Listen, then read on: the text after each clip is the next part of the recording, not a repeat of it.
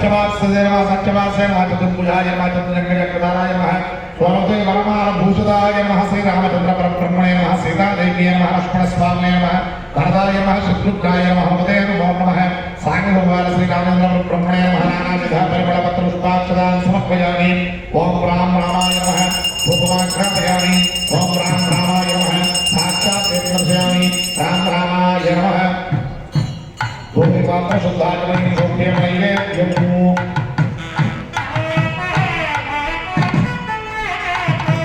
ओम बोल नमस्कार कस्तूरे नमः प्रथम सत्य कृतिया नमस्तुतो सुभे सागरवा श्री हनुमत सीता राम लक्ष्मण भरत शत्रुघ्न परिवार रामचंद्र ब्रह्मणे नमः अवसरार्थं क्षीरानंदे दियामि ओम प्राणाय स्वाहा प्राणाय स्वाहा ज्ञानाय स्वाहा ज्ञानाय स्वाहा प्राणाय स्वाहा दिव्यानि अवतारवान सहस्त्रपक्षाय नामोपक्षाय शुद्धात्मने समर्पयामि ओम राम रामाय नमः ताम्बूलं समर्पयामि ताम्बूलधर्मान्तरं शुद्धात्मने समर्पयामि कर्पूरनीराजनं दर्शयामि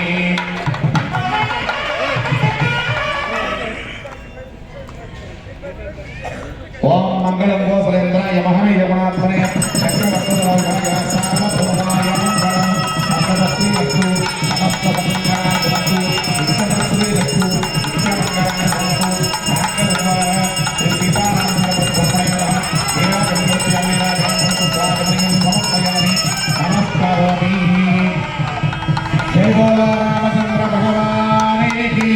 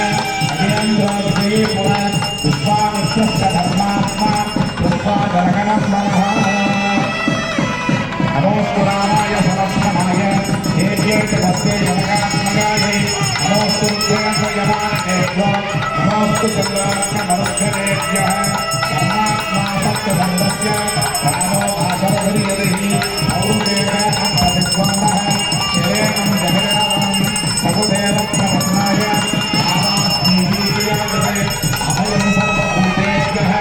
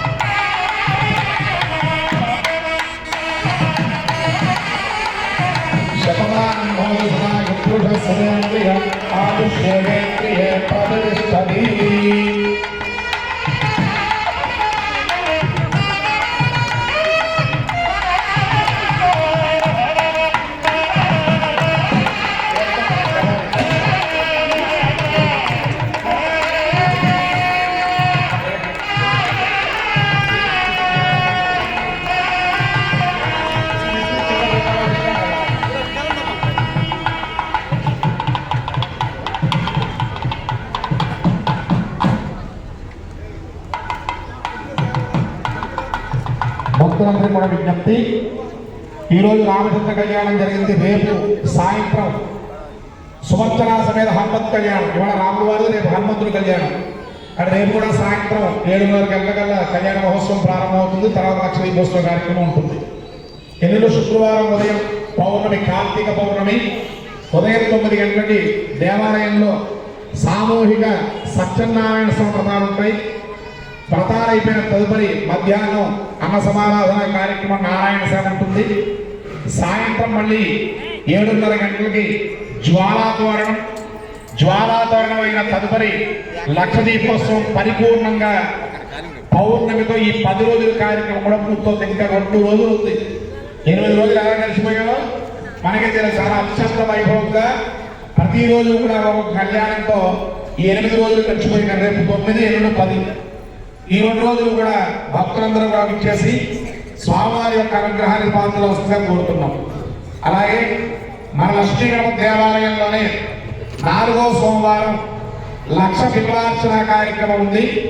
ఆ 4వ సోమవారం లక్ష బిల్వార్చన కార్యక్రమంలో కూడా విశేషంగా భక్తులు పాల్గొని స్వామివారి యొక్క కృపాకటాక్షానికి పాత్రలు వస్తుందని కోరుతున్నాం. మరిన్ని వివరాలకు మురళీధర శర్మ గారు సంప్రదించినట్లయితే ఈ 1,00,000 బిల్వార్చన అంటే 1,00,000 మారేడు దళములతో శివుడికి అర్చన కాబట్టి అటువంటి అర్చనలో పాల్గొని భక్తులు ధరించండి. అలాగే ఈ నెల కార్తీక మాసంలోనే 29వ తారీఖు మాస శివరాత్రి.